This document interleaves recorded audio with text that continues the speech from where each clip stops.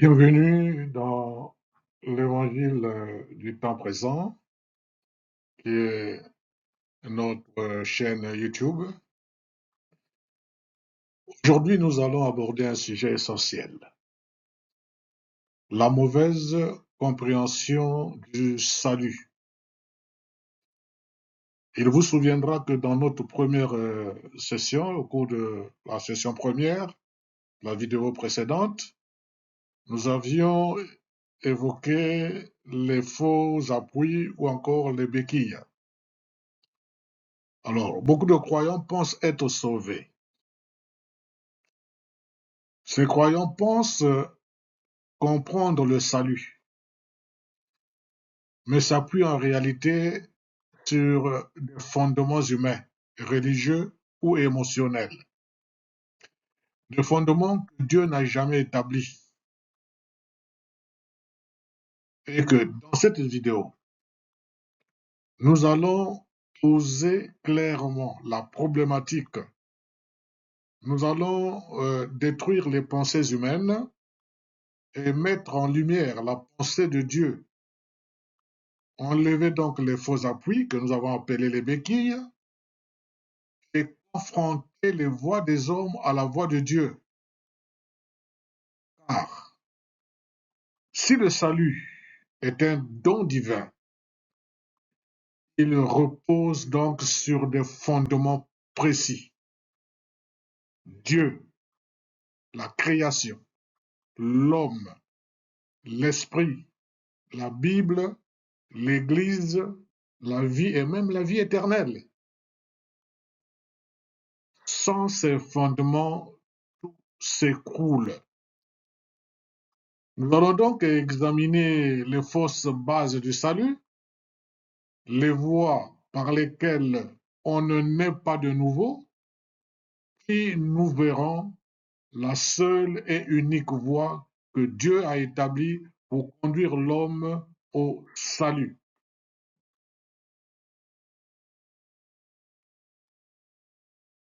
Nous allons commencer par le psaume 53 au verset 2. Il est écrit: Dieu du haut des cieux regarde les fils de l'homme pour voir s'il y a quelqu'un qui soit intelligent, qui cherche Dieu. Donc, pour Dieu, celui qui le cherche, c'est un homme intelligent. C'est celui qui est sauvé. Qu'est-ce qu'un homme intelligent donc pour Dieu? C'est celui qui le cherche. C'est pas celui qui a des diplômes. Non, c'est celui qui cherche Dieu.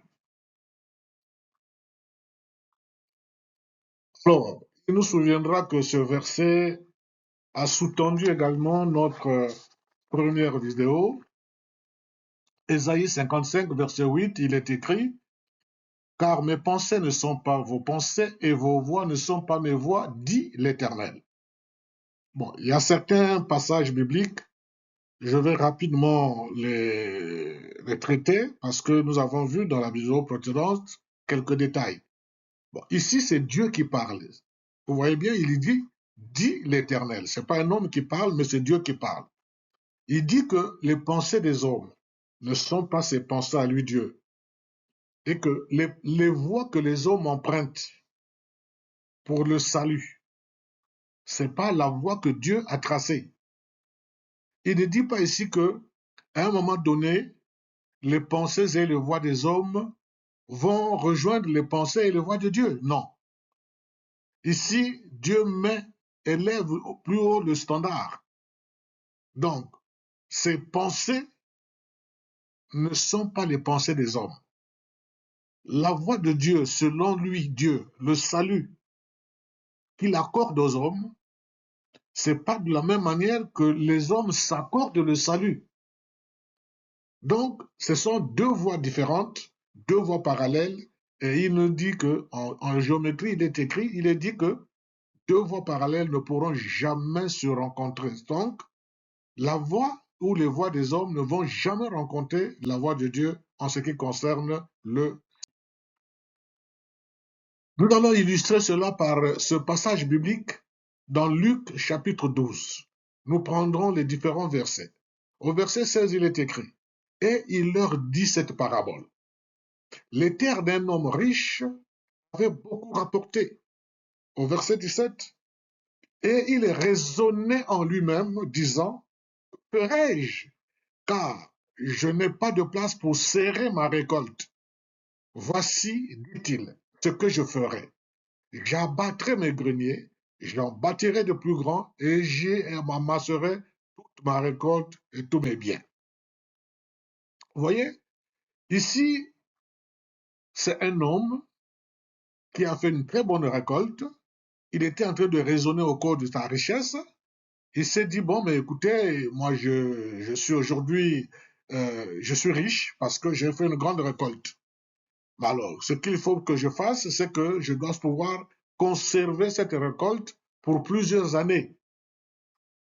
Pour plusieurs années.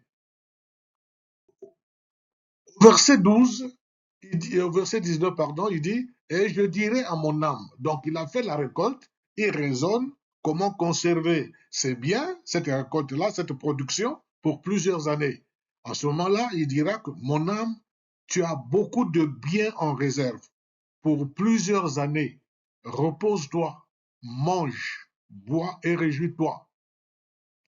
Mais Dieu lui dit, insensé, cette nuit même, ton âme te sera redemandée, et ce que tu as préparé, pour qui cela sera-t-il? Il en est ainsi de celui qui amasse des trésors pour lui-même et qui n'est pas riche pour Dieu. Donc cet homme avait amassé des trésors pour lui-même parce qu'il raisonnait. Alors l'homme l'homme qui pense comprendre Dieu ne peut pas raisonner comme ça. Alors, c'est ainsi que Dieu lui dit que pendant que tu es en train de faire des programmes, des projets sur ta récolte, sur ta production pour plusieurs années, moi, Dieu qui suis le propriétaire de l'âme, cette nuit même, je vais redemander ton âme. Ça veut dire que tu vas mourir cette nuit. Donc, tu ne peux pas amasser les trésors pour toi-même, pour satisfaire ta chair, dès lors que tu n'as pas cherché Dieu. Il faut être riche pour Dieu. Être riche pour Dieu, c'est pas aller racketter les gens. Être riche pour Dieu, c'est être sauvé. Être riche pour Dieu, c'est être sauvé. Donc voilà ce passage biblique également qui vient corroborer avec Ésaïe 55, verset 8. C'est ainsi que les hommes sont. Donc lui disait que je veux me réjouir, mais Dieu l'appelle insensé. Cette nuit même, tu vas mourir. Alors, dans la même lancée, pour voir que les pensées des hommes ne sont pas les pensées de Dieu, ici, il y a ce passage de Jean au chapitre 8, 39, qui dit, ils lui répondirent, notre Père, c'est Abraham. Jésus leur dit, si vous étiez enfants d'Abraham, vous feriez les œuvres d'Abraham. Et dans Jean, chapitre 8, verset 41, vous faites les œuvres de votre Père. Ils lui dirent, nous ne sommes pas les enfants illégitimes, nous avons un seul Père, Dieu. Voyez-vous, ici, il y a deux visions différentes. La vision de Jésus avec tous ces Israélites. Pendant qu'eux, ils disent qu'ils sont les fils d'Abraham. Mais cependant, ils ne font pas les œuvres d'Abraham. Ils disent même à Jésus, nous avons pour Père Dieu. Parce que Abraham était appelé par Dieu, c'est le fils de Dieu. Pour eux, ils se disent, ipso facto, ils sont également les fils de Dieu. Ça, c'est leur pensée, ça, c'est leur regard.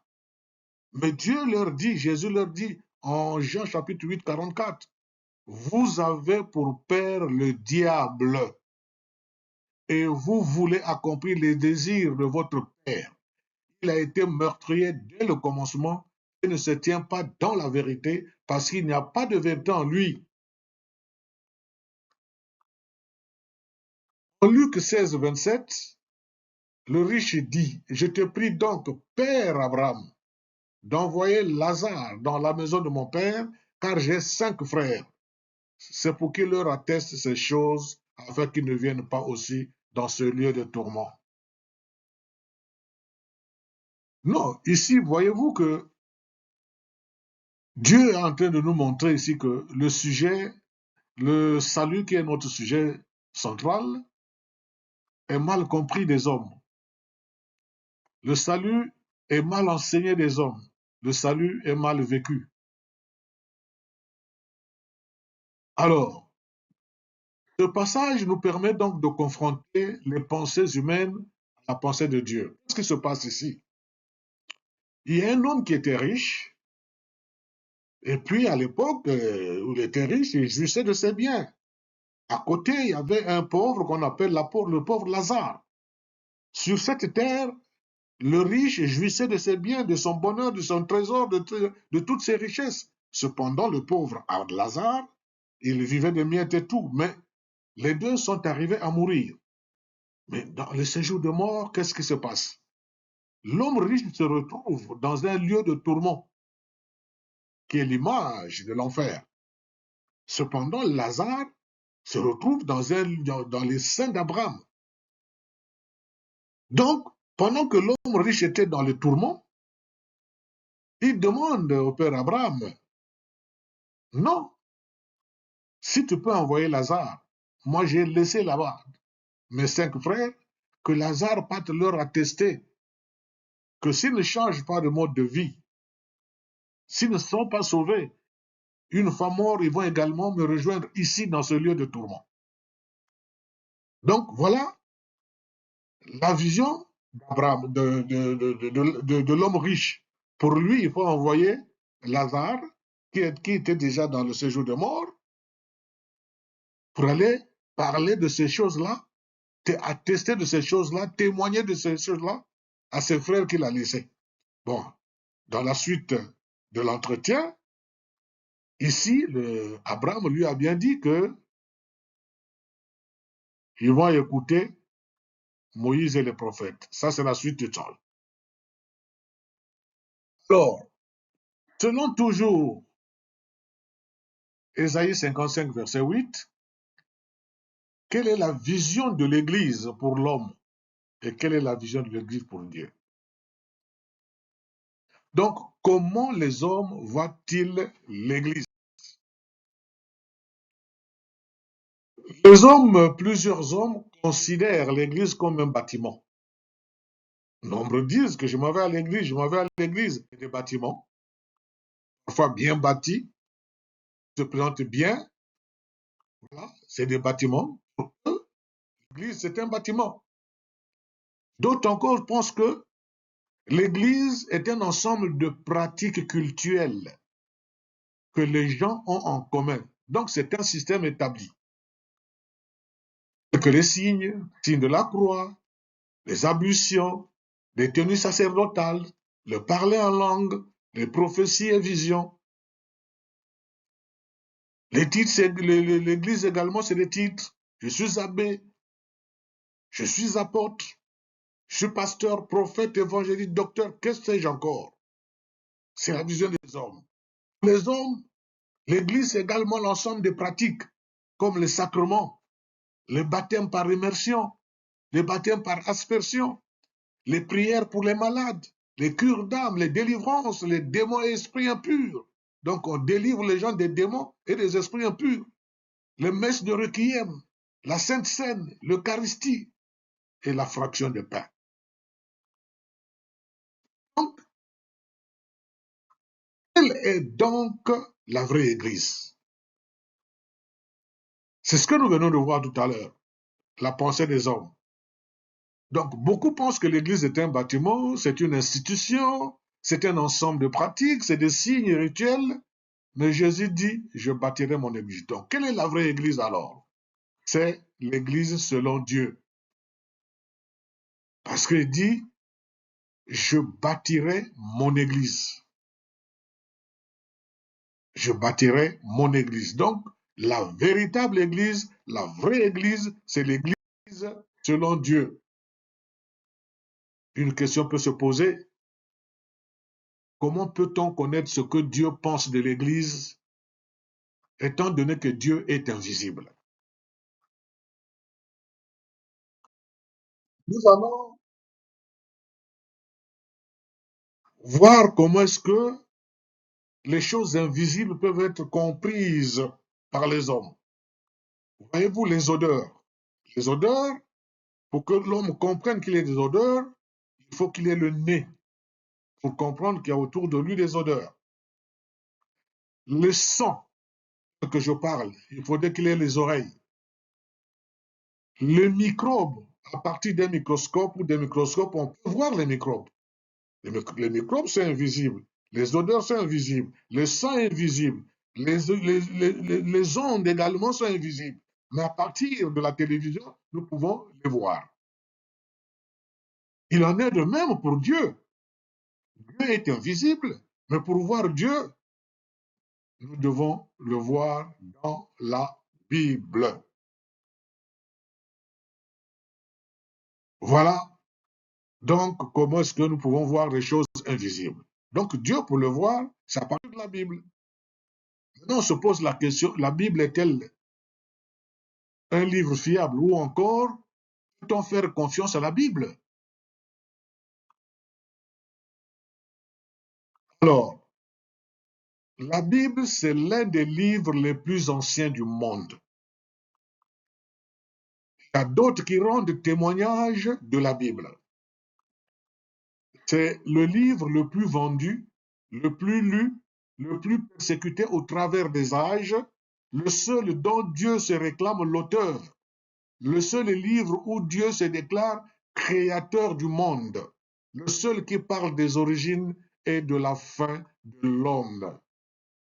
C'est le seul livre qui parle de la vie après la mort. Et c'est le seul livre qui nous explique ce qu'est l'Église. L'un des livres les plus anciens du monde. Vous voyez ici, c'est l'histoire de la découverte des manuscrits bibliques. Bon, par extrapolation, on peut dire l'histoire de la découverte de la Bible. Parce que la Bible, c'était un ensemble, c'est tout un ensemble de livres. Ici donc, c'est vers la mer Morte, où les manuscrits bibliques avaient été découverts par hasard en 1947. Il y avait un jeune berger bédouin qui cherchait une chèvre égarée près de Qumran, dans une grotte où il a lancé une pierre. Les trous que nous voyons, il a lancé une pierre, il a entendu un bruit. Lorsque la pierre atteint le fond, il a entendu le bruit d'une jarre qui se brisait. Dès lors, il a été intrigué. Et ce qui a poussé sa curiosité, il entre dans cette grotte et découvre les jarres. Il trouve les jarres, donc les gourdes, qui contenaient les rouleaux, les anciens rouleaux. Et cette grotte, pour cela, sera plus tard appelée la cave numéro 1. Donc, cette découverte accidentelle a ouvert une période, une grande période d'aventure archéologique au XXe siècle. C'est ainsi qu'à partir de ces premières découvertes, dans cette grotte numéro 1, ils ont découvert 11 grottes, finalement, qui contenaient près de 1000 manuscrits contenant les livres de l'Ancien Testament. Tous les livres de l'Ancien Testament, sauf le livre d'Esther. Et de tous les livres de l'Ancien Testament, c'est le livre d'Ésaïe qui était tout complet. C'est ça en 1949. Et là, on a découvert donc la public. Voilà, ça date depuis 2200 ans que ces copies ou bien ces manuscrits avaient été découverts.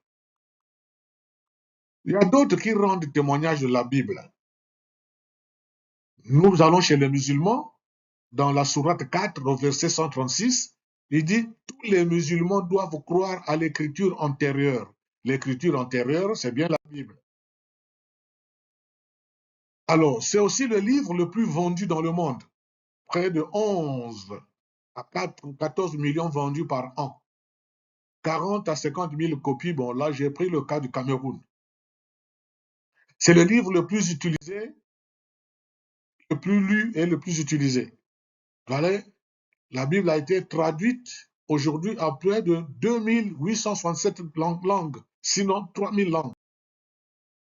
Elle a été traduite en malgache en 1835, en douala en 1872, en kikongo en 1879, en yoruba en 1835, en lingala et en fan en 1900, de 1900 à 1910, etc., etc. Même les présidents des États-Unis prêtent leur serment lorsqu'ils prennent les fonctions sur la Bible. Et ici, le président prête serment sur la Bible. La Bible est également le livre le plus persécuté des âges. Ici, il y a un film, le livre brûle sans être consumé. Ici, donc, on démontre la fiabilité surnaturelle de la Bible ou de la parole de Dieu. L'histoire de la Bible brûlée sans être consumée date du début de l'année 1900. Et c'est un film, en fait, qui met en scène une Bible jetée au feu. Cette Bible noircit, mais ne brûle pas, et qui devient un signe pour ceux qui la rejetaient. Le seul livre dont Dieu se réclame être l'auteur. Si nous voulons comprendre le salut, nous devons partir d'une base sûre, pas des traditions, pas des émotions, pas des institutions, mais la parole de Dieu. La Bible est le seul livre dont Dieu se réclame l'auteur. Le seul qui parle de l'origine de l'homme, de sa fin, de son éternité. Le seul qui révèle ce qu'est réellement l'Église. Voilà ici.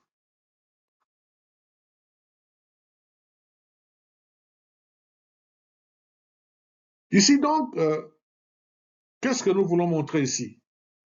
Que l'histoire de l'homme ou humaine peut être divisée en deux parties à partir de la croix que nous voyons qui est la première venue de Jésus-Christ sur la terre.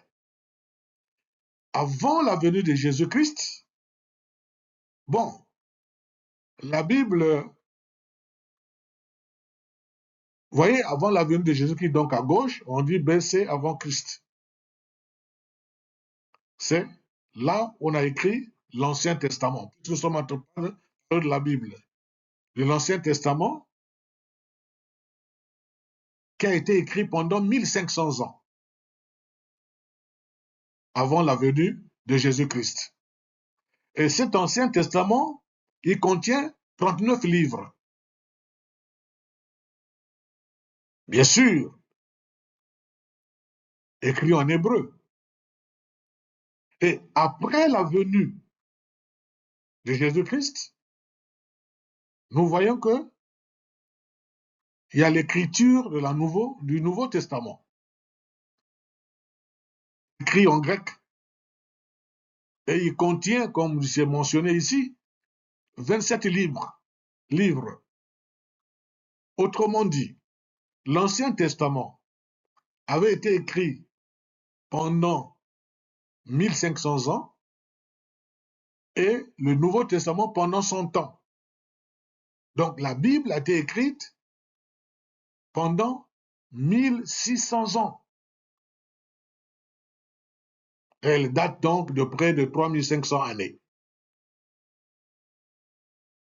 Voilà précisément ce qu'est de la Bible. On peut parler ici que ceux qui ont écrit la Bible,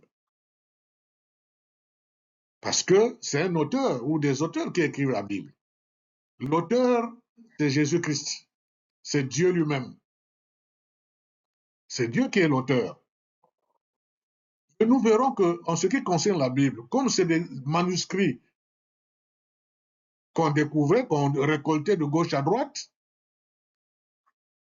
et les auteurs ici, entre guillemets, sont composés des gens de diverses professions, comme des pêcheurs, comme les érudits, les bergers, les médecins, etc.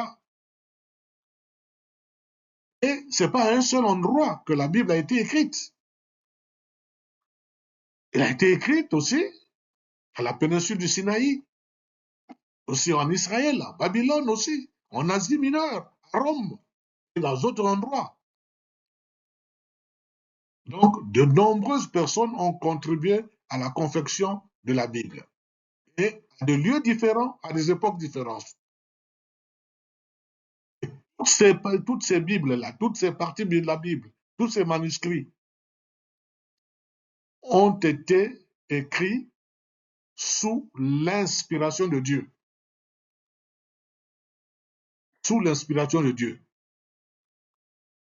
Car la Bible dit, je pense que c'est dans 2 Pierre au chapitre 1, de 20 à 21, sachant tout d'abord vous-même qu'aucune prophétie de l'Écriture ne peut être un objet d'interprétation particulière.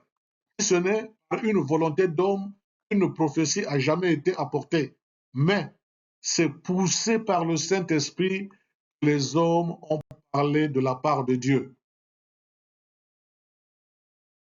Et Ésaïe 34, verset 16 dit ceci, consultez le livre de l'Éternel et lisez. Aucun d'eux ne fera défaut, ni l'un ni l'autre ne manqueront, car sa bouche l'a ordonné, c'est son esprit qui les rassemblera. La Bible donc est le seul livre dont Dieu se déclare l'auteur. On dit le livre de l'Éternel. Le livre de l'Éternel.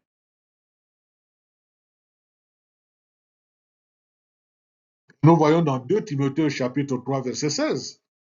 Toute écriture est inspirée de Dieu est utile pour enseigner, pour convaincre, pour corriger, pour instruire dans la justice. Toute écriture est inspirée de Dieu. Donc c'est Dieu qui inspirait tous ces auteurs que nous avons vus précédemment. 2 Pierre chapitre 1 verset 10, car la prophétie n'est jamais venue par la volonté de l'homme, mais des saints hommes de Dieu ont parlé, étant poussés par par le Saint-Esprit. Voilà l'illustration ici. Nous sommes à l'ère de l'informatique. Nous avons ici un grand-père qui est là, et son petit-fils. Le grand-père n'a aucune connaissance informatique, mais son petit-fils connaît bien déjà manipuler l'ordinateur. Alors, le grand-père avait besoin, voulait bien écrire une lettre à son fils ou à son parent, quelque part, mais ne sachant pas utiliser l'ordinateur, qu'est-ce qu'il fait? Il appelle son petit-fils. Qu'est-ce qui se passe ici? C'est le grand-père qui dicte ce que le petit-fils doit écrire. C'est ainsi que ici, nous résumons cela. Le rédacteur ici, c'est le petit-fils. L'orateur, c'est le grand-père. Mais la lettre écrite par le petit frère et le petit-fils, c'est une lettre qui va véhiculer quoi? La pensée et la volonté du grand-père. Nous ramenons ça au niveau de la Bible. Il y a Dieu qui est en haut. Nous avons dit que c'est poussé par le Saint-Esprit que les gens ont parlé. Donc, dans ce contexte-là, le rédacteur, c'est l'homme, l'orateur, c'est Dieu, et la Bible traduit donc la pensée et la volonté de Dieu. Hébreux chapitre 1, verset 1, qui dit ceci, c'est un chapitre de ce que j'aime bien. Après avoir autrefois, à plusieurs reprises et de plusieurs manières, parlé à nos pères par les prophètes, Dieu, dans ces derniers temps, nous a parlé par le Fils qu'il a établi héritier de toutes choses, par lequel il a aussi créé le monde, et qui est le reflet de sa gloire et l'empreinte de sa personne, et soutenant toutes choses par sa parole puissante, a fait la purification des péchés. Vous voyez ici, c'est pour montrer que la Bible est déjà écrite. On ne peut rien ajouter, on ne peut rien dire, car Dieu nous a déjà parlé. Dieu nous a parlé. Dieu ne peut plus nous parler. Il nous a parlé. Et il nous a parlé. C'est pourquoi nous avons la Bible aujourd'hui, parce qu'il a utilisé des gens, des prophètes, de plusieurs manières, pour que justement la parole soit consignée dans la Bible. Jérémie 4, 28, nous sommes en train de montrer ici la véracité de la Bible. À cause de cela, le pays est en deuil, et les cieux en haut sont obscurcis, car je l'ai dit, je l'ai résolu, et je ne m'en réponds pas, je ne me rétracterai pas. Donc, ici, il veut montrer que au-dessus des cieux, il y a le noir. Et Dieu a déclaré cette parole de Jérémie depuis 700 ans avant Jésus-Christ. Il dit encore, je revais les cieux d'obscurité et je fais d'un sac leur couverture. Je revais les cieux d'obscurité et je fais d'un sac leur couverture. Voilà donc comment Dieu a permis que lorsque les gens partaient, donc les cieux ici, c'est l'obscurité. Et grâce justement à ces cosmonautes qui sont partis là-bas, les satellites qui sont partis là-bas, de l'autre côté, dans le ciel, au-dessus de nous, sont partis dans le ciel. Et Dieu a dit que je revais les cieux d'obscurité. Vous voyez qu'il y a l'obscurité au-dessus du ciel.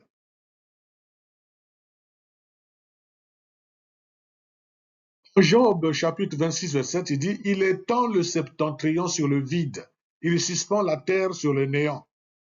Donc, voilà ici représenter la terre. Représenter la terre, et la terre est suspendue. Il n'y a pas de poteau, nous ne voyons rien. Donc, la terre est suspendue. Qui peut faire des choses comme ça si ce n'est que par la puissance de Dieu? En effet, ça, nous sommes dans Romains, chapitre 1, verset 20. En effet, les perfections invisibles de Dieu, sa puissance éternelle et sa divinité se voient comme à l'œil nu depuis la création du monde. Quand on les considère dans ses ouvrages, ils sont donc inexcusables.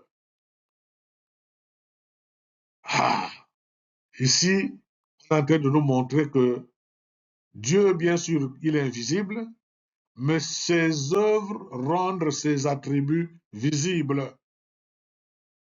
La création déjà est une preuve suffisante de l'existence de Dieu. Cela veut dire que, en observant la nature, en réfléchissant à l'ordre du monde, en contemplant la vie, même par la science que nous connaissons, en regardant même le ciel, la création parle à tous, même à ceux qui n'ont jamais entendu une seule prédication, un seul sermon. Donc, lorsque nous observons la nature, nous voyons que Dieu a tout fait de manière perfectionniste. C'est à la perfection. Et pour cela, Dieu pouvait dire même à ceux qui l'accompagnaient, Jésus pouvait dire à ceux qui l'accompagnaient, vous êtes dans l'erreur parce que vous ne comprenez ni les Écritures, ni la puissance de Dieu. Donc, nous pouvons trouver cette puissance de Dieu dans les Écritures, dans la Bible. C'est Dieu en est l'auteur. Là, ici, il nous montre la rotation. C'est vrai, on lui dit que c'est des choses qu'on nous apprend à l'école, c'est la science et tout, mais la science fait partie des perfections invisibles de Dieu. Ici, nous voyons que la vitesse à laquelle la Terre tourne autour d'elle-même est égale à 1600 km par heure. Donc, la Terre, en 24 heures, effectue un tour complet. Mais, à l'équateur, cela représente une vitesse d'environ 1600 km par heure. C'est vrai. Donc, plus on s'éloigne de l'équateur, plus cette vitesse diminue. Et voilà pourquoi on dit que cette vitesse est nulle au pôle nord, pôle sud. Donc, la conséquence en est que c'est ce mouvement de la Terre autour d'elle-même qui crée le jour et la nuit. Ensuite, nous avons la révolution terrestre qui est à 108 000 km par heure. C'est une vitesse qui en fait correspond au déplacement de la Terre autour du Soleil. C'est ça la révolution. Donc, la Terre parcourt environ 150 millions de kilomètres pour faire un tour complet. En ce moment, elle met 365 jours pour accomplir ce trajet. Voilà. La conséquence, c'est un mouvement qui est responsable des saisons, combiné bien sûr à l'inclinaison de l'axe terrestre. Tout ça, ce sont les perfections invisibles de Dieu. Voilà. La Terre qui tourne autour du Soleil. En petit, là-bas, vous voyez la Terre qui tourne autour d'elle-même.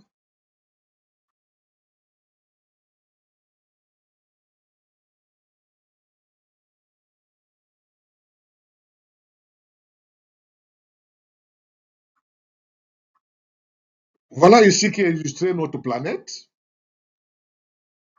La planète Terre, elle est là. C'est une planète unique et spéciale dans tout l'univers. C'est Dieu qui l'a créée. Nous avons dit tout à l'heure que la Terre tourne autour du Soleil exactement une fois par an. Et la Lune tourne également autour de la Terre. La Lune est à 384 000 km de la Terre. Tout est là. Ici, nous avons mis 380 000, mais en réalité, c'est 384 000 km. Donc, la distance entre la Terre et le Soleil est de 150 millions de kilomètres. Et, et entre la Lune et, comme nous avons dit tout à l'heure. Donc, voilà les imperfections, les perfections invisibles de Dieu. La Bible est également le seul livre qui parle de la fin de l'homme. Voilà ce que la vie pour l'homme. La vie pour l'homme, c'est le bien et le mal. La vie pour l'homme, c'est le bien et le mal. Alors, l'homme, avant d'être homme, d'où vient-il et où va-t-il? Vous voyez que l'homme vient de Dieu, il va vers Dieu également. C'est ça la vie. Voilà, ici, il est petit, voilà, bébé, il grandit, il commence à faire des activités, il se marie, il finit par vieillir, il finit par mourir. Quand il meurt comme ça, il va vers Dieu. Mais la Bible dit en Hébreu 9, 27, et comme il est réservé aux hommes de mourir une seule fois, après quoi vient le jugement. Donc, une fois mort, il y aura le jugement. C'est où la grande question maintenant? Lorsque Jérémie 21, 8 nous dit, tu diras à ce peuple, ainsi parle l'Éternel, voici, je mets devant toi le chemin de la vie et le chemin de la mort. Voilà deux portes ici. Le chemin de la vie vous mène au paradis, le chemin de la mort vous mène en enfer. Et ceux qui iront au châtiment éternel, ils n'auront pas cette vie éternelle. Voilà pourquoi Dieu met les deux chemins entre nous et nous nous posons la question de savoir où passeras-tu ton éternité. Tu n'es pas sauvé. Ça veut dire que tu passeras ton éternité en enfer, l'enfer éternel. Si tu es sauvé à la manière de Dieu, bien sûr, tu passeras ton éternité dans le ciel, que nous appelons le paradis. La Bible est également le seul livre qui parle de l'Église selon Dieu. Voilà. Jean chapitre 8, nous avons vu ça tout à l'heure. Et pas la paix entre Abraham, entre ceux qui se disaient enfants d'Abraham et Jésus, l'entretien qu'il y avait là, le débat qu'il y avait. Eux se disaient que c'est des enfants d'Abraham, donc leur appartenance c'est Dieu, mais Jésus les voyait comme étant les enfants du diable. Et moi, je te dis que tu es Pierre, et que sur cette pierre, je bâtirai mon église, et que les portes de séjour des morts ne prévaudront point contre elle. Voilà. Le salut n'est donc pas une amélioration morale, c'est une résurrection spirituelle. Ici, nous voyons bien comment est-ce que Dieu bâtit son église. Louons Dieu et trouvons grâce auprès de tout le peuple, et le Seigneur ajoute chaque jour à l'église ceux qui étaient sauvés. Donc, si ce n'est pas Dieu qui te sauve, tu ne peux pas appartenir à l'église de Dieu. Alors, est-ce que tu sais de quoi tu es sauvé? Toi qui dis que tu es sauvé, tu sais de quoi tu es sauvé? Et comment es-tu sauvé? Si tu ne le sais pas, en clair, Jésus n'est pas sauveur. Voilà le concept biblique de la Bible. Comment ça se passe? Ici, nous avons ici l'Église qui est bâtie sur la parole de Dieu. Voici la Bible en bas. L'Éternel ajoutait à l'Église ceux qui étaient sauvés. Voici le propriétaire de l'Église, la tête de l'Église, Jésus. Comment ça se passe? Pendant qu'on t'apporte la parole de Dieu, tu appartiens au royaume de Satan. Mais lorsqu'on te prêche la parole de Dieu, Dieu lui-même fait le travail de te sauver et de t'ajouter à l'Église qu'il bâtit lui-même. Voici la méthode de Dieu pour sauver les croyants. Donc, ici, nous voyons qu'il y a aussi des gens qui vont dans les assemblées, mais appartenant toujours au diable. Mais ils vont dans les assemblées. Mais entre-temps, nous devons comprendre que les assemblées que nous voyons aujourd'hui, les dénominations que nous connaissons aujourd'hui, il y a des gens qui sont véritablement sauvés selon la voie de Dieu, mais il y a d'autres aussi qui ne sont pas sauvés. Donc, ce n'est pas tous ceux qui sont dans ces assemblées-là qui sont sauvés. Voilà l'illustration ici. Jésus lui répondit, Jean 33, en vérité, je te le dis, si un homme ne naît de nouveau, il ne peut voir le royaume de Dieu. Voilà. Il faut naître de nouveau pour voir le royaume de Dieu, pour se dire que j'ai le salut. Alors, Jean chapitre 4, verset 24, il est écrit, Dieu est esprit, et il faut que ceux qui l'adorent en esprit et en vérité. C'est comme si nous voulons dire ici, Dieu est esprit, il faut que ceux qui le servent en esprit et en vérité. Voilà comment nous illustrons l'Esprit de Dieu ici qui scintille. Voilà. Alors, en Genèse chapitre 1, verset 26, puis Dieu dit, faisons l'homme à notre image, selon notre ressemblance, et qu'il domine sur les poissons de la mer, sur les oiseaux du ciel, sur le bétail, sur toute la terre et sur tous les reptiles qui rampent sur la terre.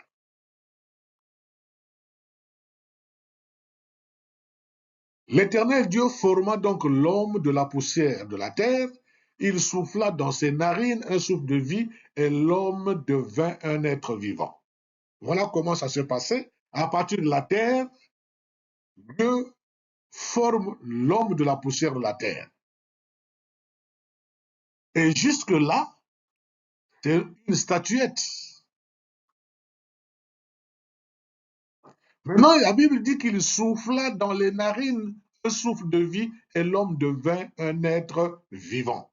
Voilà, il souffle dans les narines, voilà, et ainsi l'homme devint un être. Donc, Dieu est maintenant dans l'homme. L'homme est maintenant en communication avec Dieu. Donc, l'homme vient de Dieu. L'homme n'est pas le produit du hasard. l'homme n'est pas le fruit d'une évolution aveugle. L'homme est voulu, l'homme est pensé, l'homme est façonné. Alors, l'homme est avant tout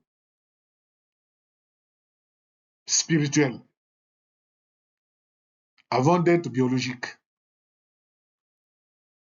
L'homme est créé ici pour vivre en relation avec Dieu.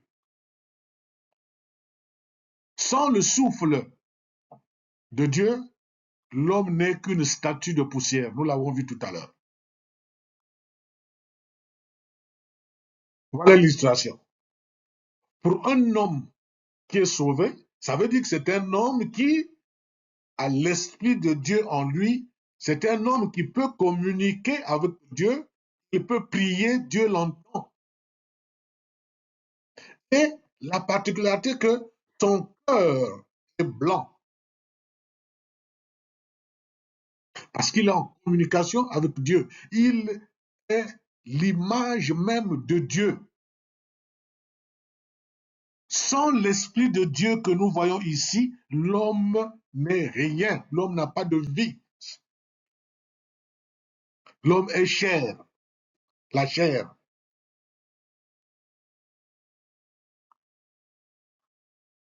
Mais Dieu avait dit à Adam dans le jardin, au Genèse chapitre 2, verset 17, mais tu ne mangeras pas de l'arbre de la connaissance du bien et du mal, car le jour où tu mangeras, tu mourras.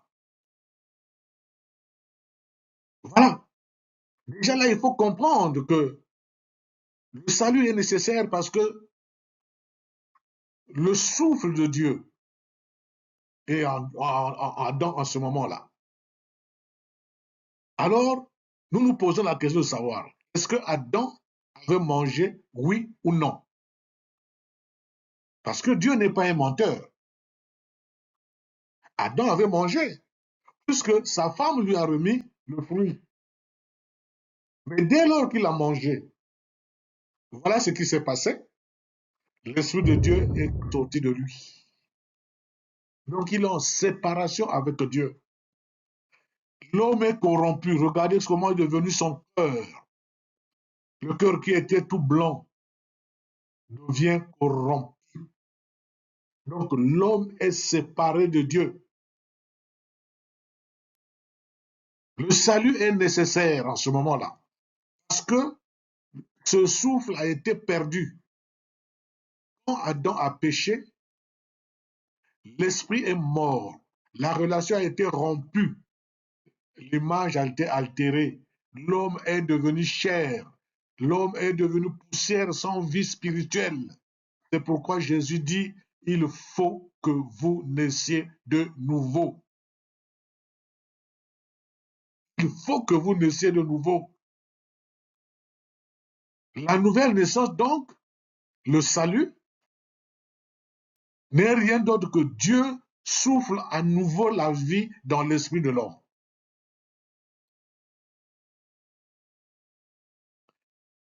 Et Dieu se sépare d'Adam, il donne des sanctions qu'il fallait donner, il a pu les donner. L'homme est devenu impur. En ce moment-là, il ne peut pas se purifier. L'homme est maintenant pécheur. C'est ça, sa nature. C'est ça, sa nature. L'homme, en ce moment-là, peut penser autre chose. Donc, Adam se sépare de Dieu. Dieu le chasse du jardin d'Éden. Il n'a plus la vie spirituelle comme il arrivait à cultiver. Il a voulu faire les enfants. Ça veut dire que, en tant qu'homme physique sans vie spirituelle, sans l'Esprit de Dieu, il peut labourer les champs. Il peut faire des enfants. Il peut manger. Il peut boire. Il peut danser. Il peut parler. Ce qui manque en lui, c'est la nature de Dieu. Maintenant, ici, qu'est-ce qui se passe? Adam, âgé de 130 ans, engendra un fils à sa ressemblance selon son image, et il lui donna le nom de Seth. Donc, Adam a continué à vivre avec sa femme. Il engendre un enfant à sa ressemblance selon son image. Donc, l'enfant qu'Adam engendre ici, c'est un enfant qui n'a pas l'Esprit de Dieu, puisqu'il a la ressemblance d'Adam. Il est charnel. Les choses, alors, en Romains 5,12, nous pouvons lire. C'est pourquoi, comme par un seul homme, le péché est entré dans le monde, et par le péché la mort, et qu'ainsi la mort s'est étendue sur tous les hommes, parce que tous ont péché. Voilà, Adam engendre un enfant, l'enfant est à sa ressemblance, et la procréation, la multiplication se faisant, tous les hommes de la terre sont donc issus d'un seul homme qui est Adam. Adam, le péché l'avait corrompu. Ça veut dire que tous les hommes sur la terre, sans exception, sont à la ressemblance d'Adam, sont des morts spirituels. Ainsi, la mort s'est étendue sur les hommes. Vous verrez que même il y a un passage qui dit quelque part, peut-être dans Acte chapitre 17, je crois, 26, il a fait que tous les hommes, sortis d'un seul sang, habitent sur toute la surface de la terre. Tous les hommes. Alors que tous les hommes ici, la Bible ici nous dit dans Romains 5,12 que tous les hommes ont connu la mort, sont des morts spirituelles, parce que tous ont péché. Romains chapitre 5, verset 14, cependant la mort a régné depuis Adam jusqu'à Moïse, même sur ceux qui n'avaient pas péché par une transgression semblable à celle d'Adam, lequel est la figure de celui qui devait venir. Mais Jésus lui dit, laisse les morts ensevelir leurs morts et toi va annoncer le royaume de Dieu. Voilà le regard de Dieu sur les hommes. Donc, les morts ici, les deux sont écrits de la même manière. Mais je peux dire qu'il y a deux morts ici qui marchent. Il y a deux morts ici qui parlent. Il y a deux morts ici qui respirent. Deux morts.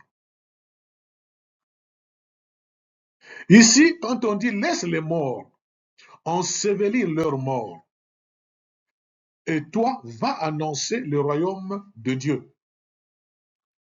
Ici, le premier mort, ce sont les morts spirituels. Donc, un mort spirituel, nous l'avons dit, il peut creuser une tombe pour enterrer quelqu'un. Il peut cultiver. Ensevelir leur mort. Le mort, deuxième mort ici, c'est le mort physique. Nous avons vu la vie de l'homme sur la terre. Il vient de Dieu, il va vers Dieu. Il naît, il vit, il vieillit, il meurt. Donc, c'est le mort physique qu'on doit enterrer. Mais ici, il y avait un né de nouveau, un vivant selon Dieu. Dieu lui envoie la mission d'aller proclamer le royaume de Dieu. Maintenant, le mort spirituel qui vivait physiquement pouvait aller enterrer le mort physique qui était mort, effectivement. Donc, c'est pour dire que la vie spirituelle ne vient pas de la naissance naturelle. La nouvelle naissance, donc, est indispensable pour la vie spirituelle. Et que le royaume de Dieu, en ce moment-là, ne peut pas être annoncé par ceux qui n'ont pas la vie, qui n'ont pas la vie éternelle. C'est de là que vient la mauvaise compréhension du salut. Du fait que les hommes pensent être vivants alors qu'ils sont morts. Matthieu chapitre 6, verset 10, quand on te dit que ton règne vienne, que ta volonté soit faite sur la terre comme au ciel. Là, comment nous illustrons cela? Cette personne qui tout à l'heure nous avons, que ton règne vienne et que ta volonté soit faite sur la terre comme au ciel. C'est comme ça que ton règne vienne. Donc, le règne de Dieu vient sur l'homme physique. Ça, c'est le règne de Dieu qui doit venir pour réveiller l'esprit en lui qui est mort. Parce que ce qui est né de la chair est chair, ce qui est né de l'esprit est esprit. Né de la chair, c'est notre première naissance, et né d'esprit, c'est la nouvelle naissance, celle que Jésus annonçait à Nicodème. Lorsqu'il lui dit ici, ne t'étonne pas que je t'ai dit, il faut que vous naissiez de nouveau. Nicodème ne comprenant pas cela, lui qui était le docteur de la loi, il était ancré dans la loi, mais il dit, comment un homme peut-il naître quand il est vieux? Donc, il voyait les choses de manière charnelle, alors que Dieu est en train de parler spirituellement. Jésus parlait de manière spirituelle. Donc, charnellement pour lui, un homme peut-il naître quand bien même il est vieux? Peut-il rentrer dans le sein de sa mère et naître? Et Jésus lui dit, en vérité, je te le dis, si un homme ne naît et d'esprit, il ne peut entrer dans le royaume de Dieu. Jésus ne parle pas ici de la religion, parce que Nicodème était un véritable religieux. Jésus parle ici de la naissance. Ce qui est né de la chair est chair. Ce qui est né d'esprit est d'esprit. Donc, sans nouvelle naissance, personne ne peut voir ni entrer dans le royaume de Dieu. C'est pour cela que cette parole nous dit, Matthieu 16, 26, que servirait-il à un homme de gagner tout le monde s'il perdait son âme? Ou que donnerait un homme en échange de son âme? L'homme a un problème. L'homme n'est pas propriétaire de son âme. L'homme a son âme qui est emprisonnée. Que te serviras-tu de gagner ce monde, de gagner des voitures, des avions, de jouir de ce monde, le monde dans lequel nous sommes, si tu perds ton âme? Celui qui n'est pas sauvé, il a perdu déjà son âme. Voilà comment Dieu voit les choses. D'un côté, il y a notre âme, il les met sur la balance, et le monde, avec tout ce qui s'ensuit. Donc pour Dieu, ton âme doit plus peser que le monde. Aux yeux de Dieu, l'âme doit peser plus que l'âme, le monde, les choses de ce monde. Ceux qui me disent Seigneur, Seigneur n'entreront pas tous dans le royaume de Dieu, mais celui-là seul qui fait la volonté de mon Père qui est dans les cieux. Ça, nous sommes dans Matthieu chapitre 7, verset 21. Même quand ils disent ici que le Seigneur est vivant, c'est faussement qu'ils jurent. Hein.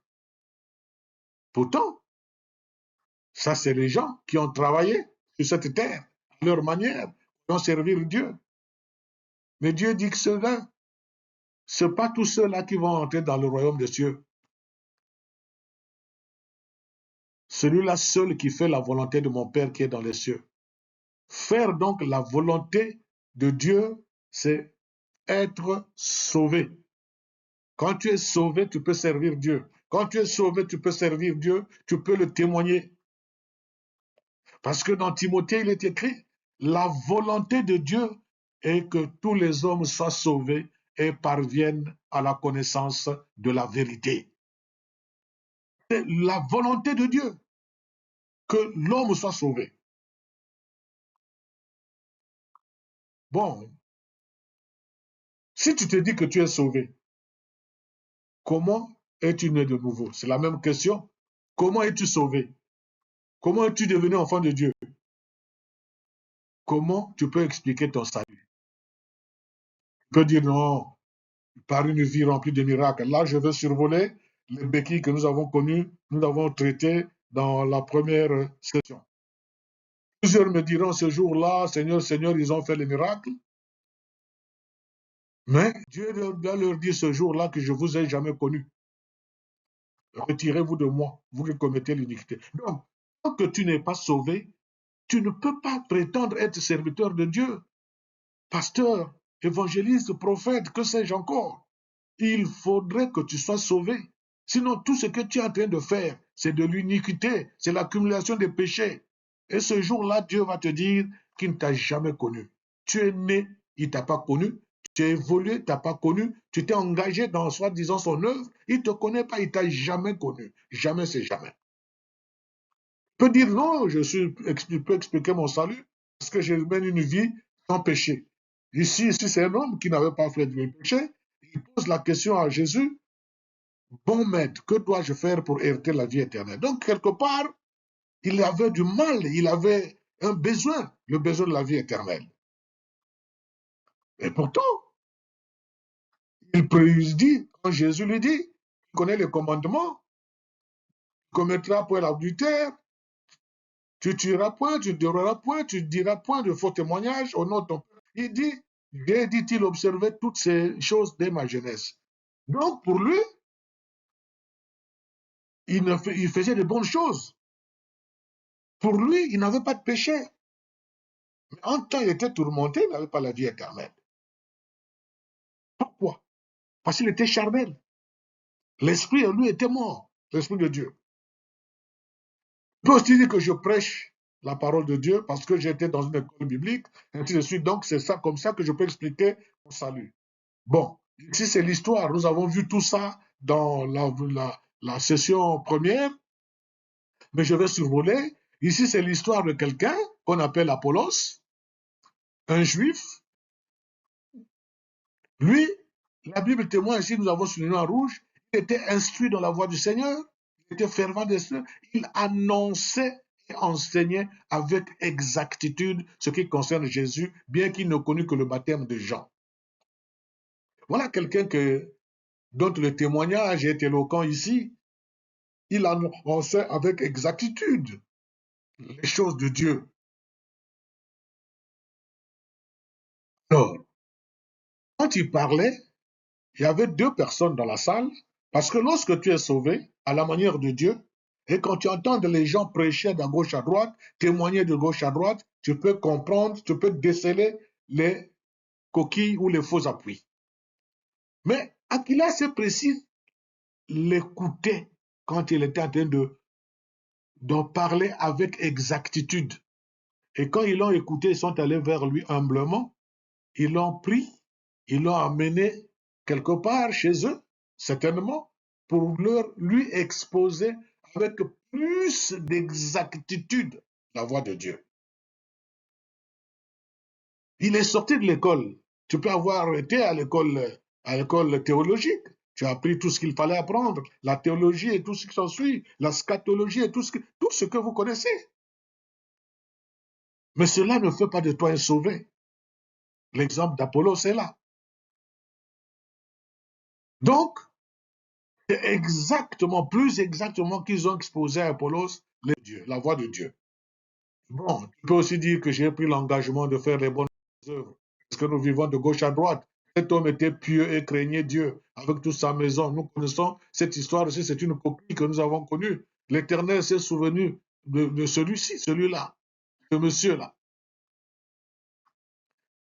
Donc, cet homme était pieux et craignait Dieu, lui et toute sa maison. Il faisait beaucoup de monde au peuple. Il faisait beaucoup de monde au peuple. Et il priait continuellement Dieu. Alors, qu'est-ce qui s'est passé exactement? Cet homme,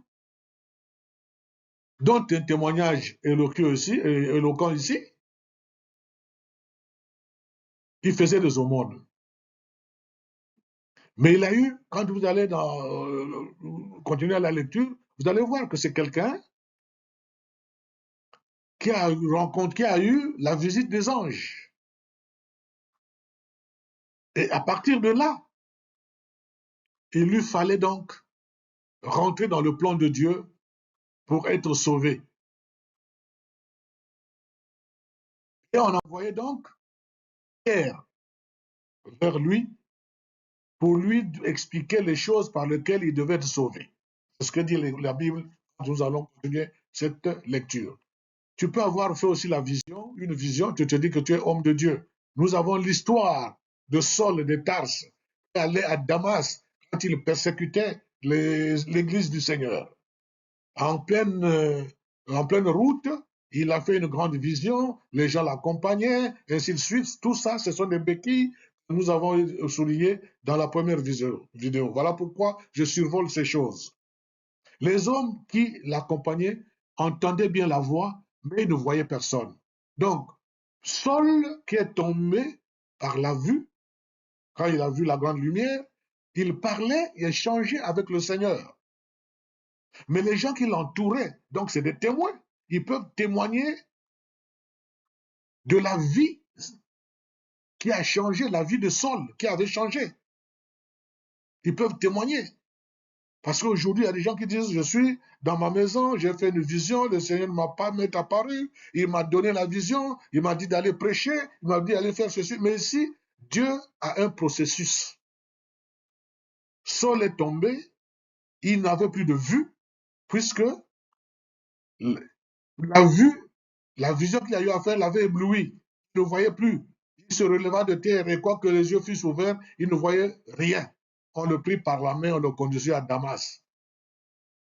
C'est à Damas là-bas que Dieu avait disposé Ananias pour pouvoir justement lui exposer les choses de Dieu, lui parler de l'évangile.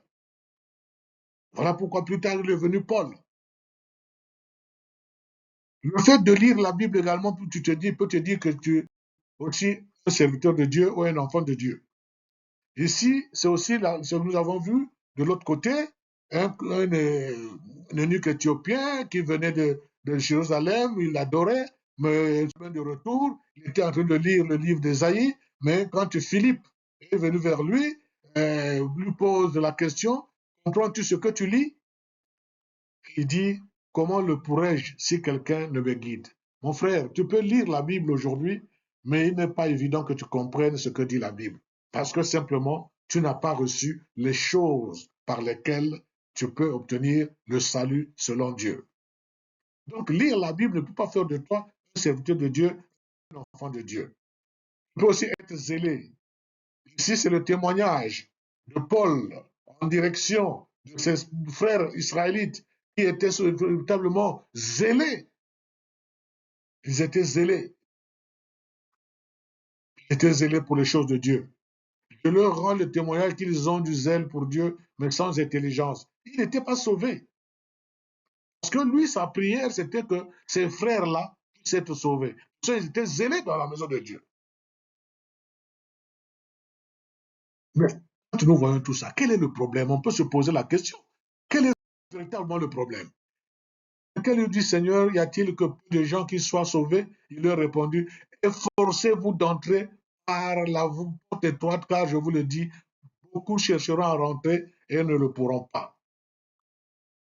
Entrez par la porte étroite, car large est la porte, spacieux est le chemin qui mène à la perdition, et il y en a peu, il y en a beaucoup qui entrent par là. Matthieu 22, 11. Le roi entra pour voir ce qui était à table, et il aperçut là un homme qui n'avait pas revêtu un habit de noces. Donc ici, c'est l'histoire d'un roi qui organisait une fête, et dans cette fête-là, tous les conviés, tous ceux qui étaient invités, devaient porter une même tenue. Donc le roi qui est rentré, le propriétaire, le responsable de la fête, il rentre là-bas, tout le monde portait la tenue de noces, sauf une seule personne qui ne portait pas la tenue. Et le roi lui l'appelle même mon ami. Comment es-tu entré ici sans avoir un habit de noces? La question qu'on se pose. Comment peux-tu être serviteur de Dieu? Comment es-tu devenu serviteur de Dieu sans être sauvé à la manière de Dieu? Comment es-tu entré ici sans avoir l'habit de noces? Cet homme eut la bouche fermée.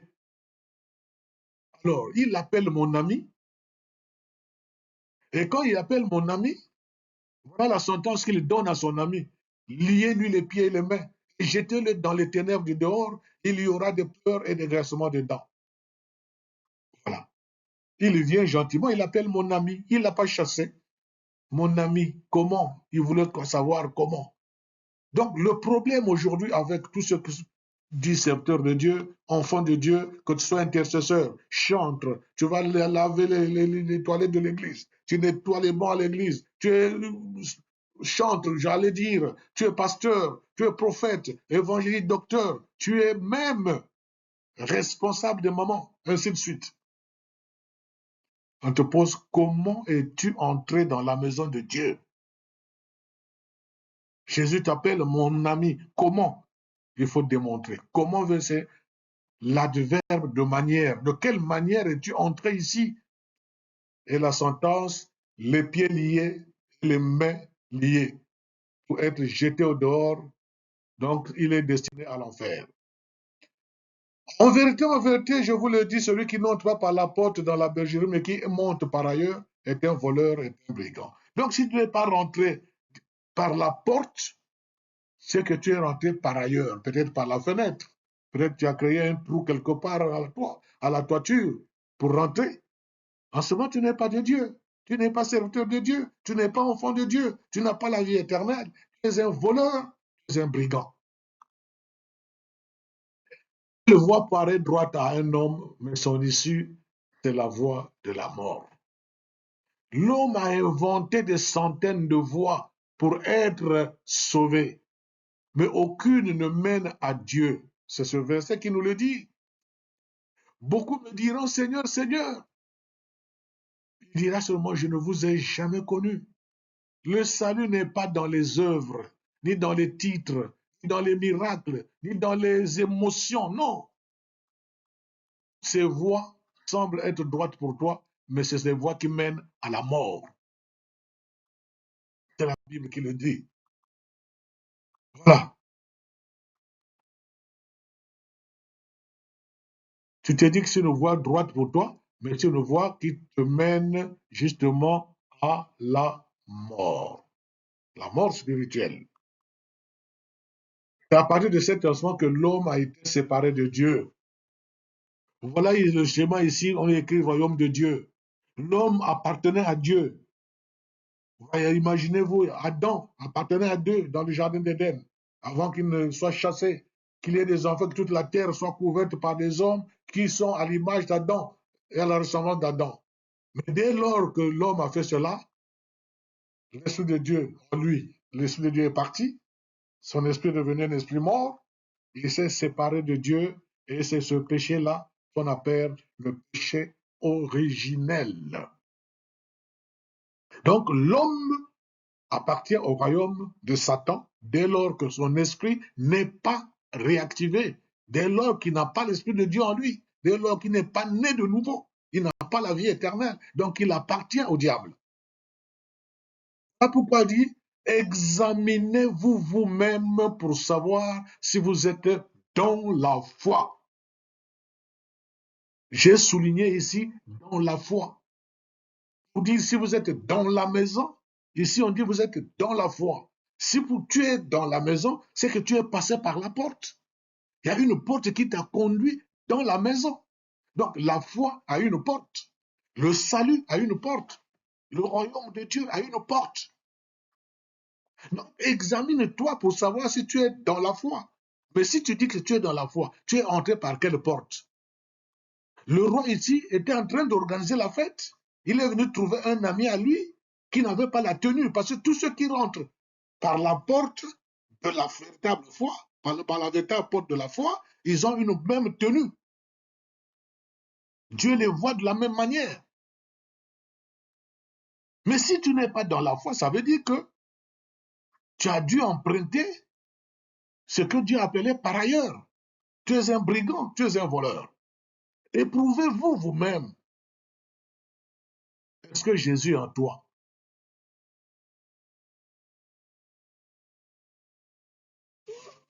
Lorsqu'un homme, bon, ça nous avons aussi mis l'accent là-dessus depuis lors de la dernière session, mais à tous ceux qui l'ont reçu, à ceux qui croient en son nom, elle a donné le pouvoir de devenir enfants de Dieu, lesquels sont nés. Reçu ici, nous avons mis l'accent la fois passée, vous voyez R-E-C-U-E, c'est la parole qu'on reçoit. Donc c'est la parole qui accorde le salut. Par la parole, fais de toi enfant de Dieu. Et nous avions donné des explications sur le verbe croire. Croire en hébreu signifie tu as entendu, tu as compris et en ce moment, tu peux t'engager. Donc, il y a 3 dimensions du verbe croire en hébreu. Donc, quand tu as reçu la parole du salut, elle fait de toi un enfant de Dieu. Si tu te dis enfant de Dieu, de quoi es-tu né? Donc, tu reçois la parole de Dieu et nous avons la parabole, justement, de Matthieu chapitre 13. Vous pouvez commencer au verset 19 jusqu'à 23. Ici, celui qui a reçu la semence dans la bonne terre, celui qui entend la parole et la comprend, il porte du fruit. Et un grain en donne 100, un autre 60, un autre 30. Bon. Donc ici, nous connaissons cette histoire. L'histoire, la parabole donc des gens qui reçoivent la parole, il y a ceux qui la reçoivent dans des endroits pierreux, ça vous lisez toute l'histoire, il y a ceux qui reçoivent cette parole dans des endroits, comme je disais, pierreux, voilà, pendant qu'il reçoit, il est léger, les voleurs viennent voler, ça c'est l'histoire qui nous démontre cela. Tu peux aussi recevoir la parole parmi les épines, ainsi de suite. Et c'est au verset 3, c'est la bonne terre qui reçoit la parole. Cette bonne terre qui reçoit la parole, c'est celle-là qui peut être productive, qui porte du fruit et des grains. On donne 100, un autre 60, un autre 70. Et vous voyez bien que Jacques peut maintenant dire, c'est pourquoi, rejetant toute souillure, et tout m'a dit, recevez avec douceur la parole qui a été plantée en vous et qui peut sauver vos âmes. Mais jusqu'à ce jour, l'Éternel ne vous a pas donné un cœur pour comprendre, des yeux pour voir, des oreilles pour entendre. Effectivement, si Dieu n'ouvre pas les yeux, nous ne pouvons pas comprendre la parole de Dieu. Si Dieu n'ouvre pas notre cœur, nous ne pouvons pas comprendre. S'il n'ouvre pas les yeux, nous ne pouvons pas voir. S'il n'ouvre pas les oreilles, nous ne pouvons pas entendre.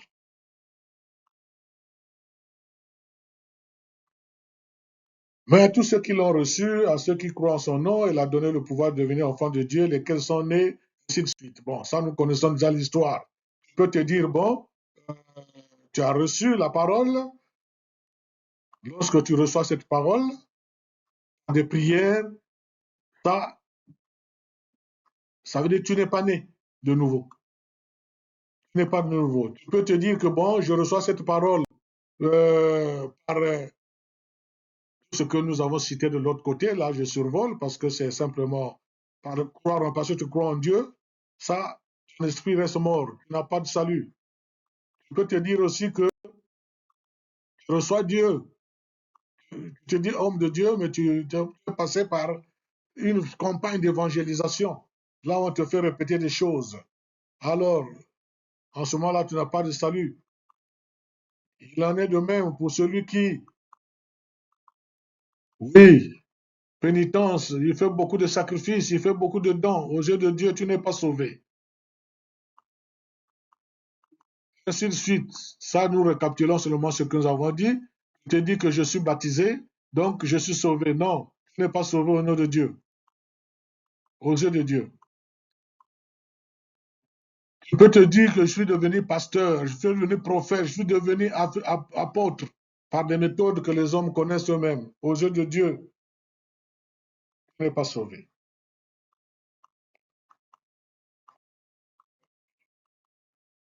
Par les miracles et les prophéties, ça nous avons vu. Aux yeux de Dieu, tu n'es pas sauvé. Tout ça, nous avions vu l'autre. J'ai entendu une voix, j'ai eu une vision et je parle en langue. Dieu dit, en ce moment-là, tu n'es pas sauvé.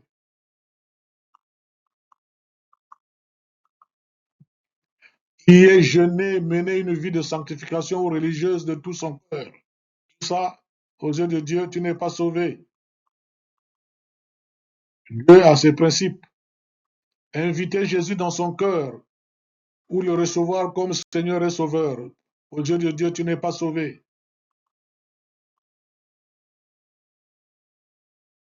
Alors, pour être sauvé, il faudrait que le Seigneur ouvre le cœur. Il disait dans Deutéronome là-bas, il disait, je vous dis qu'alors je ne vous ai pas donné un cœur pour comprendre. des yeux pour voir, des oreilles pour entendre. Ici, nous avons l'exemple de Lydie, en Actes 16, 14. Quand elle écoutait la parole de Pierre, le Seigneur lui ouvrit le cœur pour qu'elle fût attentive à ce que disait Paul. Je veux dire de Paul. Voilà. Au jeu de Dieu, ici, quand il décide d'aller à l'église encore, Dieu dit tu n'es pas sauvé. Tu meurs, tu vas en enfer. Se battre pour être une bonne personne, cesser le péché. Tout ça, Dieu dit, c'est pas cette manière que tu peux être sauvé à mes yeux. Il nous a souligné à l'avance que vos pensées ne sont pas mes pensées, vos voix ne sont pas mes voix. Décidez de suivre Jésus. Tout ça, c'est la chair qui parle. Parce qu'il dit, lesquels sont nés, non du sang, ni de la volonté de la chair, ni de la volonté de l'homme. Non du sang simplement parce que, je reviens là-dessus, tu peux te dire que ton père est chrétien, ta mère est chrétienne, tu penses que parce qu'ils sont chrétiens, que de facto, toi aussi tu es chrétien. Non, le salut n'est pas héréditaire, ni de la volonté de la chair. La volonté de la chair, lorsque tu décides de suivre Jésus, tu décides d'aller à l'église, tu décides de faire ceci, tu décides de faire cela, c'est ta chair qui est en train de parler. Ni de la volonté de l'homme. La volonté de l'homme, c'est lorsque, par exemple, tu vas à une campagne d'évangélisation. Celui qui vous a prêché dit, celui qui veut suivre Jésus, venez, répétez après moi. Vous êtes en train de répéter ce qu'il vous demande de répéter, mais vous n'êtes pas en train de répéter les choses de Dieu. Vous faites ainsi la volonté de cet homme-là. C'est comme ça que Dieu fonctionne. Décide de donner ta vie. Quelle vie l'a donnée? La Bible dit dans le livre de Jean, le bon berger donne sa vie pour ses brebis. Donc c'est le berger qui donne sa vie. Mais toi tu dis tu donnes ta vie. Quelle vie que tu vas donner? Une vie pleine de péchés. Voilà. Reconnaissance de Dieu comme Père. Ça, tout ça, Dieu dit c'est du n'importe quoi. Vous blasphémez. S'engager à confesser ses péchés. Bon, tout ça, c'est des choses, hein, nous avons déjà vu. Je suis en train de les survoler. C'est ainsi que David, comprenant le principe de Dieu, dit, car des mots sont nombreux, m'environnent. Les châtiments de mes iniquités m'atteignent, et je ne puis en supporter la vue. Ils sont plus nombreux que les cheveux de ma tête. Donc, c'est le péché. David avait compris cela. Confesser Jésus, tout ça, c'est pas de nous, c'est pas le plan de Dieu. Si tu confesses de ta bouche le Seigneur Jésus, et si tu crois dans ton cœur que Dieu l'a ressuscité des morts, tu seras sauvé. Ce verset-là met beaucoup de gens en erreur. Pour comprendre ce verset, nous devons remonter au verset 8 qui dit, que dit-elle donc, la parole? La parole est près de toi, dans ta bouche et dans ton cœur. Or, c'est la parole de la foi que nous prêchons. La parole de la foi, c'est la parole du salut. Et quand tu dis, si tu confesses de ta bouche le Seigneur Jésus, ça veut dire que tu as le témoignage du salut, que Jésus, Dieu t'a sauvé. C'est ça le témoignage. Tu peux confesser, tu peux proclamer, tu peux donner ce témoignage. En ce moment, tu es en train de confesser les bienfaits de Jésus dans ta vie, dans le cadre du salut. Comment donc invoqueront-ils? Celui qui invoque Dieu, c'est qu'il a cru en Dieu. Celui qui a cru en Dieu a entendu parler. Comprenez le principe? Nous avons dit croire, c'est entendre. Non seulement tu as entendu, mais tu as compris. Donc, si quelqu'un est souillé par le contact d'un cadavre, parce que n'oubliez pas que tant que l'Esprit de Dieu n'est pas réveillé en nous, nous sommes des cadavres. Dieu nous voit comme morts. Tout ça, c'est des choses que nous avons vues. La parole vivante et prenante de Dieu, c'est cette parole qui sauve. Il me dit, fils de l'homme, ça c'est l'histoire des ossements dans la vallée. dans le livre d'Ézéchiel. Donc, Dieu nous voit comme ça, l'eau des ossements. Et quand il a prophétisé, donc quand il prophétisait, il proclamait la parole de Dieu. L'esprit entra en eux et ils reprirent vie. Dieu nous voit comme des ossements. Mais il faudrait qu'on prêche la parole de Dieu pour que ces os reviennent à la vie. Donc que l'Esprit de Dieu rentre en nous, que nous puissions mener la vie de salut. Donc, ayant dit cela, il cria d'une voix forte, Lazare, sors. Donc, Lazare également, quand on dit qu'il était mort, Jésus le voyait mort spirituel. Et il fallait que Jésus proclamât la parole pour que Lazare puisse sortir de son état de mort. Donc, c'est par la grâce du Seigneur Jésus que nous sommes sauvés. Nous sommes sauvés par la grâce, par le moyen de la foi. Cela ne vient pas de quelqu'un, c'est un don de Dieu. C'est Dieu qui sauve. La grâce, c'est une faveur que Dieu fait, une faveur qu'on ne mérite pas. Bon, au commencement était la parole, tout ça c'est ce que nous avons dit tout à l'heure, on ne peut pas revenir là-dessus. Alors, le riche, je te prie donc, Père Abraham, ça c'est l'histoire que nous avons donnée d'autre côté. Alors, quelle est la parole donc qu'il faut écouter? Tout ça nous avons vu dans la première session. C'est l'histoire de l'homme riche et du pauvre Lazare. Et Abraham dit à l'homme riche, au lieu qu'on envoie à Lazare pour tes 5 frères qui sont restés là-bas, eux, ils ont Moïse et les prophètes. Ils écoutent Moïse et les prophètes. La parole donc qu'il faut écouter, c'est Moïse et les prophètes. Là, c'est l'histoire de Jésus sur le chemin de Maïs avec ses 2 apôtres après la mort et la résurrection de Jésus. Donc, dans toute la ville, on ne parlait que de cet événement. Et les 2 apôtres qui allaient vers Emmaüs, ils étaient donc tourmentés, étaient de parler de la même situation, de ce sujet. Jésus leur est apparu. Ils n'ont pas reconnu Jésus.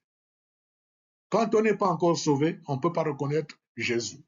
Donc, la Bible dit que Jésus a commencé à leur parler de Moïse et à tous les prophètes. Et quand ils sont arrivés là-bas, Jésus est resté avec eux. Après, il a disparu. C'est là où ils ont compris maintenant. C'est quand on a l'Esprit de Dieu qu'on comprend les choses de Dieu. Ici également, c'est l'histoire de Paul. Il a fait écouter aux gens Moïse et les prophètes. Donc la parole qui délivre, la parole qui donne le salut. Et ici, l'entretien dura depuis le matin jusqu'au soir. C'est quoi Moïse et les prophètes? Donc le salut, quand on parle du salut, c'est pour avoir la vie éternelle. Donc Moïse et les prophètes, en fait, nous lisons Jean chapitre 17, verset 3. Or, la vie éternelle, c'est qu'ils te connaissent. Donc les hommes te connaissent, le seul vrai Dieu, est celui que tu as envoyé, Jésus-Christ. Ça veut dire que pour que tu sois sauvé, tu dois connaître le seul vrai Dieu, le article défini, et celui que tu as envoyé, qu'il a envoyé, Jésus-Christ. Tu peux prétendre connaître Dieu, c'était le problème des gens de la loi, de Nicodème, mais tu ne connais pas Jésus-Christ. En ce moment, tu n'as pas la vie éternelle. Nicodème connaissait Dieu par leur loi, puisqu'il était le docteur de la loi. Mais il ne connaissait pas Jésus-Christ, donc il n'était pas sauvé. C'est pour cela que Jésus pouvait lui dire, il faut naître de nouveau, naître d'eau et d'esprit. Cela signifie dans l'ordre des choses qu'il faille d'abord connaître Dieu avant de connaître Jésus. Et pour connaître Dieu, nous avons besoin de le voir dans sa création, le voir dans sa relation avec Israël, parce que Dieu a marché avec Israël dans la Bible. Et enfin, le voir dans sa relation avec les païens. Quand tu ne fais pas partie d'Israël, tu es un païen. Donc, pour connaître Dieu, nous devons le voir dans la création, dans sa relation avec Israël et dans sa relation avec toi et moi.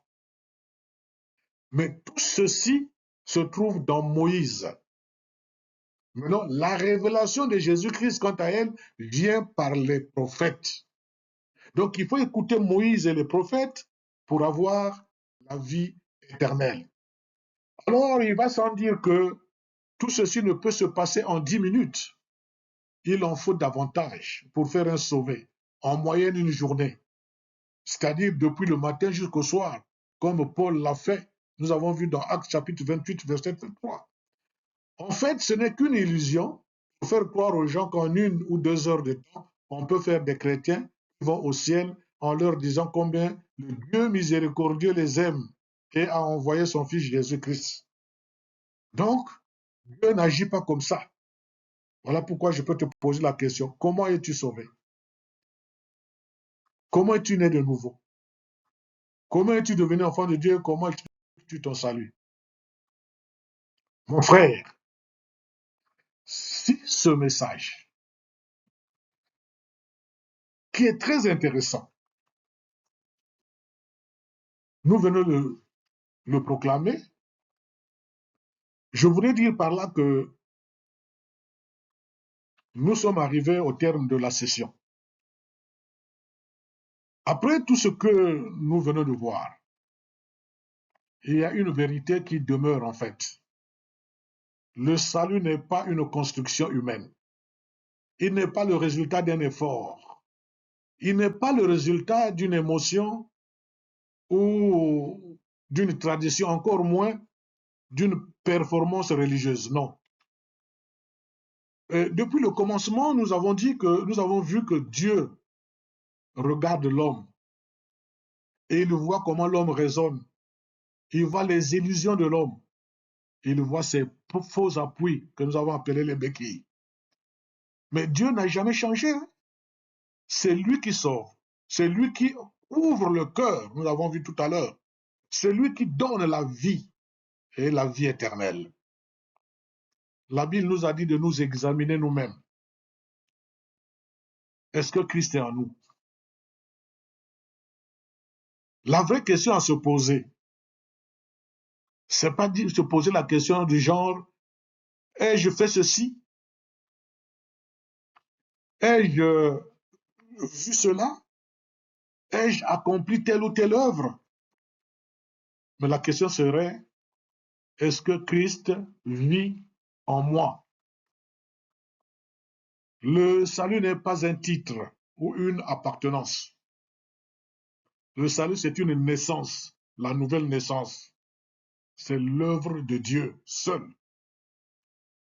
Ainsi, Dieu place l'homme devant 2 chemins, la voie des hommes et la voie de Dieu. Souvenez-vous d'Ésaïe, chapitre 55, verset 8. Il y a la voie qui est large et la voie qui est étroite.